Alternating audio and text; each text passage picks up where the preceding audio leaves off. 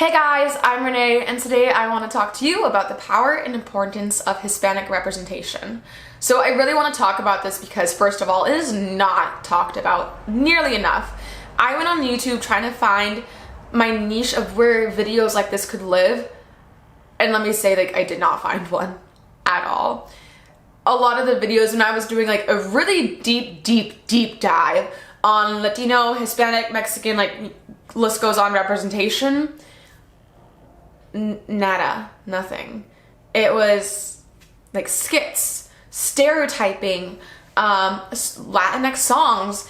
There was old conference talks and old TED Talks, but nothing like that's really relevant. The best thing I found was MTV depicting or differentiating the difference between Latinos and Hispanics, and then also race and ethnicity, which, by the way, those are wonderful conversations, so MTV, thank you.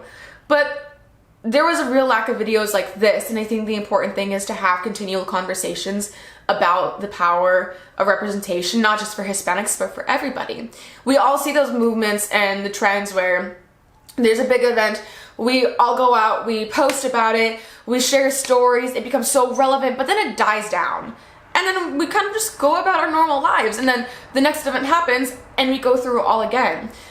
But through all this, the Hispanic community is so overlooked because there are so many like events targeting like the Black community and the Asian community, and those are the ones that caught the attention of press and social media. Those are the ones that stuck. So I can go into a Target now and I'm gonna find a lot of brands that are like Black owned businesses, Asian owned businesses. Okay, but like, what about the indigenous owned businesses? What about indigenous representation? What about Mexican representation, Latinos, Hispanics? Constantly we are overlooked, and it's been a battle we're fighting forever. First of all, the US does label us as white. So when you are filling out a US Census form, Hispanics are considered, like, we have our own section, Hispanic or Latino. Check yes. If you're not, you check no. And then it goes down, and then it asks us to put a box next to our race. Well, it says regardless of your ethnicity, meaning Latinos, check your race. And we're supposed to check white. But let me tell you, my mom is not white. She's brown. She's a brown chica. What is she supposed to check? Because she's not white passing. She doesn't have the privilege of a white person. She's a brown woman. So what does that say? So that's a whole other topic we'll go through another time.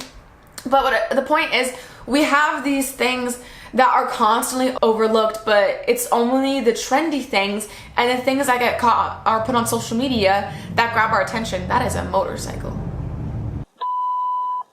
I have my laptop here because I already put this on my blog. So for all of you who want to read this rather than listen, I will have it linked down below. For all of you guys who are like me, who just want to put on a video or a nice motivational talk or something when you're working out, getting ready, eating breakfast, this is for you. So stay tuned, keep watching, and we're just gonna kind of dive right into it. So when I was growing up, I had a really big, poofy, curly, frizzy hair and bifocal glasses, which, by the way, those are the glasses that old people put on their nose. They have lines in them that they read with. I had those in kindergarten. It was awful. Hated it. But I was also mixed on top of that all, and I had no idea what that meant. I didn't even, again, I had no concept of what being mixed was. Nowadays, thank gosh, there is so much more diverse and inclusive content being made, but there is still this severe lack. And today I want to talk about why this representation matters, why this diversity matters, and why it's necessary. Think of it like this. When you are watching your favorite TV show or movie, what characters are you drawn towards? The ones that look like you, right? The ones you can relate to. Do the roles they ever play determine what you watch? Think of all the little girls out there when Hunger Games came out, all the brown hair, light to medium skin girls running around with their braid, their bow, wanting to be like Katniss Everdeen. I was one of them. Now, when the people that you look like are constantly being portrayed as the villain, the drug dealer, the help, the stereotypical, sexy Latina, how does that make you feel? And also, what is this teaching the kids? When I was little, I remember watching Princess Diaries and also thinking I needed this huge makeover because Anne Hathaway was this girl that had like super, super frizzy curly hair and glasses. And when she had her makeover, she was re-revealed as a girl with no glasses and straight shiny hair. And it was at that moment she was labeled as pretty, which then meant I was not. I asked my mom so much after that to straighten my hair because I wanted to look like that. And anytime I wanted my hair to actually be curled, instead of wearing my natural curls, I would have it straightened and then re-curled with a wand because that's what I thought curls were supposed to look like. My poor hair and the heat damage it went through. I'm sorry. Representation matters for things like this, so you don't get told you're pretty, you're not pretty, or any of this. You gotta be careful of what you show on TV. I get it's just entertainment, but there are also things that when you watch them, they're so influential to you and they have an impact on you. And representation is so important, especially in the Hispanic community. Far too many times we are overlooked and we are misrepresented. We are being portrayed as the gangs, the maids, again, the help, the gardeners, the cooks, and the seducing Latina. Personally, I am tired of it. I'm an actress. I have gone out for more of those sexy Latina roles more times than I can count. And I'm only 22. 22. I'm so young. And I'm going out for sexy Latinas. For once, I want to see a Latina who is just not perfect, who has her own mind and goes and saves the day. And maybe that's why I like Wonder Woman so much, is because I saw Gal Gadot, who is like me, a light-skinned ethnic woman, and she goes out and she's strong. She doesn't need anyone's help. She's the one to save the day. And I love that. And then when Encanto came out and there was Maribel with the short curly hair and glasses, like Maribel's hair when I was a kid, that was my hair with all the frizz and everything, and the big glasses, that was me. I sat there for the first time feeling I was truly represented, and that was okay. I cried so much through Encanto, like it was not okay. People were probably thinking, what is wrong with this girl? She's an adult and she's crying in a children's movie. It hit all the heartstrings, okay? When we talk about representation, I feel like we always talk about it for the people that it's like we're talking about. We're flipping the script right now, and I really want you guys to pay attention to this part. Representation isn't just for us. Latino representation, Hispanic representation isn't just for Hispanics. It's for those that don't look like us too. Because if they see us on screen being portrayed as the heroes, the athlete, the entrepreneur, then maybe they would treat us like that in the real world too. What we see growing up has an effect on how we view others. It's like when you watch a movie or a scary movie and afterwards every creak and sound sounds so much scarier. It sounds real. Living in Los Angeles, inequality is as clear as day. You can go to any restaurant, construction site, homes of wealthy families, and you're gonna see the Hispanics working those low-paying jobs, and they're not making a living wage half the time. Sometimes they're not even being paid minimum wage. And yes, that is illegal. But hey, they should just be happy they have jobs, right? No! I am so tired of people saying this. Just because they're immigrants, just because maybe they don't know how to speak English very well, or whatever the reason is, they don't deserve to be working jobs that aren't even minimum wage. They don't deserve those jobs, and yet they are constantly put into that place. They deserve better, and their kids deserve better. Their future generations deserve better. Why are we still fighting this battle of inequality, specifically in workplaces, when laws have been put in place to prevent it? No matter what we say or do, some people will always find a way to tell us that we are underqualified, we don't have the education, the experience, or they'll just say we aren't a right fit. Right now, you may not be seeing the connection this has to the entertainment industry, but at the end of each workday or school day, where do you go to? Social media, movies, TV, music, books. That's entertainment. Monkey see, monkey do, right?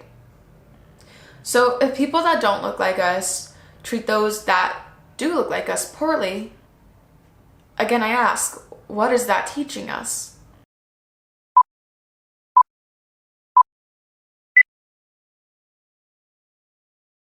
But I would never treat anybody so poorly.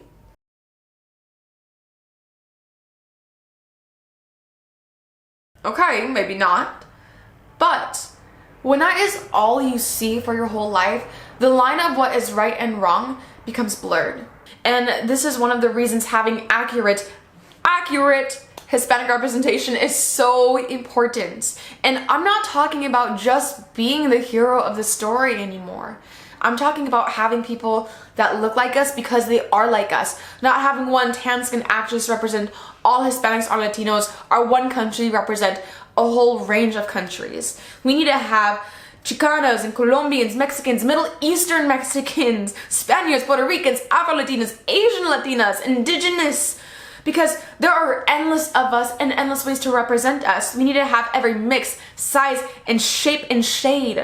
I grew up with a brown mom and a white dad, and to find someone I could relate with other than family was so extremely difficult, and I found it hard to have role models I could really relate to. I mean, the only show that remotely showed the Hispanic sides were George Lopez. Should not have been watching that as a kid. I still love it. As well as Wizards of Waverly Place, having Teresa the mom and then the dad, because you know Teresa would say mija, she would use the Spanglish. That's all I could really relate to, and that's not nearly enough, especially when you're such a young age and so influential. It's important to have those role models and someone you can resonate with, see yourself in outside of your family members' influences. So what can we do? What can we do to make our voices heard?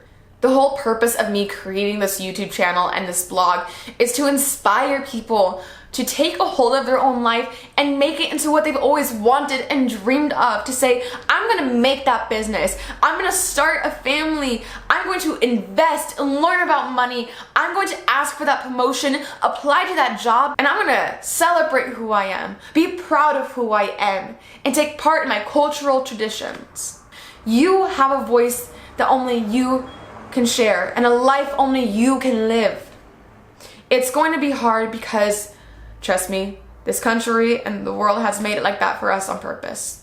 When we work together to make our voices heard, eventually they will have to listen, pay attention.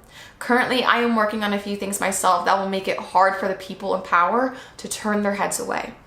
Through all my work in the film industry, I want to do all I can to open more opportunities for Hispanic creatives, young Hispanic creatives, minorities, so we can build up a Hispanic representation both in front and behind the camera. There is power in numbers, but we still have to start small.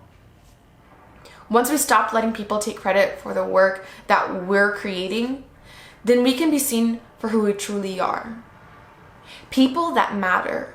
To wrap it all up, this is what I want to end this with.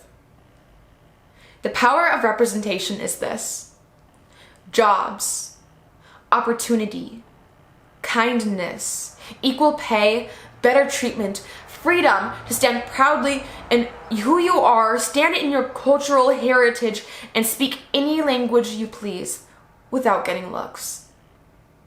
To be understood. Boom. We're done. That was the talk for the day, guys. I am so excited. I have finally gotten to share this with you. I have been sitting on so many of these conversations for so long, and I think one of the biggest things was I thought, I'm only half Hispanic. Who am I to be talking about this? But also, that's a part of me I can't dismiss either. Like, I can't dismiss the white part of me, and there's so much culture in that, you know, the German and Irish and all these other things that I'm still learning about too. But then I have this Hispanic side, and I know they need voices to stand up for them right now. So I'm gonna stand up, and I'm gonna be proud of that side of me. And even if I am only half, that's a half I am so proud of, and I will never change it for the world. I am so grateful for my heritage and my family and our traditions. I am proud to be a Latina. I am proud to be Hispanic and Chicana. and there's so much I'm still learning, but as I take you guys along this journey, I hope that you will learn more along the way and we can build this Hispanic representation. And for those of you who are watching who aren't Hispanic, I hope we can build the representation in other communities too, that this will inspire you to learn about your own culture, your own heritage and ethnicity, and to stand proudly in who you are, because there's so many different races and ethnicities that are constantly overlooked because there's more than just black and white and Asian right now. There is so much more, and those are beautiful in general as well. But we're gonna dive a little deeper and we're gonna have these conversations and we're gonna keep going, keep having them, keep talking, and keep making it known to people. So again, thank you all so much for watching. I am so excited for everything. If you guys wanna go read this, please go check it out on my blog. I'll have it linked down below, as well as another blog post that I have already uploaded. I also have a shop called Heal, which has some kick butt streetwear, guys. We're working on more designs. And also, if you all want to go check out my social media pages and keep updated with everything I'm talking about, I'll have that linked down below as well. I'm going to be going on there and talking about smaller topics like this more often in like the shorter format, big topics, short format, social media pages. I will see you guys soon. Have a wonderful day, have a wonderful week, and I will talk to you guys soon. Adios!